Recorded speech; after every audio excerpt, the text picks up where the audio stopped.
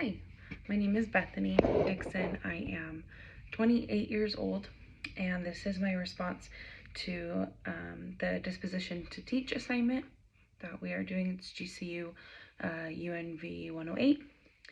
A little about me before I get started. I am a mom to 3.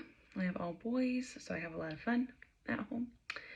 And it also comes with a very keen eye and sense of patience. And I am currently going into my first year teaching. Arizona has law that allows us to do long-term substituting as we finish our credentials. And so I am currently finishing up my bachelor's program, starting up my program, trying to get my bachelor's. And so part of our assignment within the Disposition to Teach, I personally think that I possess certain dispositions such as integrity, and that I really do have a sense of all students being capable of learning. And so that was one that stuck out to me. And I'm looking at it on my laptop, so I'd like to quote it. Educators should believe that all students can learn and should set and support realistic expectations for student success.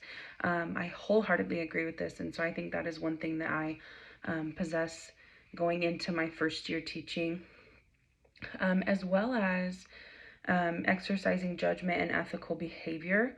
I think I mentioned my integrity, and then there is another one that I believe that I possess, and that was one of the last ones that it says, educators should be committed to the profession of teaching and learning. On this one, I didn't hit strongly agree. I hit agree because I firmly agree that everybody going into this profession needs to be committed to what they're learning. I am an overthinker in some aspects, and so knowing that, the first thing that came to my mind was basically educators should be committed to the profession of teaching and learning.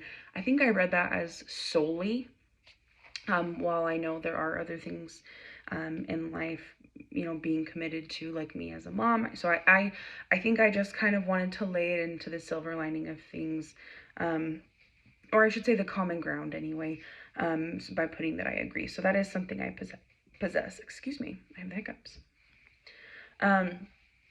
I do have a couple that I need to work on. And one of these was educators demonstrating professional friendliness, warmth, and genuine caring in their relationships while providing intellectual, emotional, and spiritual support. That is one that I need to work on, almost because I do it overly. And so finding that common ground, again, like I had talked about with students and my coworkers and things like that, I think that's going to be a challenge for me. I am an overly friendly person sometimes. I'm overly helpful sometimes, and I feel like that might cause me to inject myself where it's just not necessary. And so I think that is definitely one that I can work on. And then for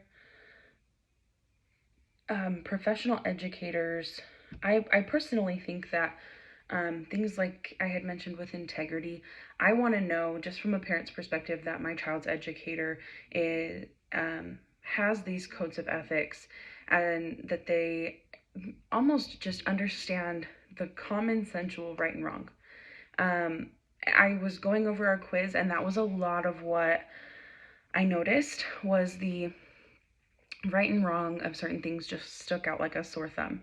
So that is something I personally would want my child's educator, and that I believe that all professional educators should possess, is that almost like that common knowledge, but at the same time, the professional understanding as well, and the trustworthiness that's there, because ultimately I'm trusting you with my child. And that's the easiest way for me to kind of explain that, because I tend to always think of things in a parental aspect.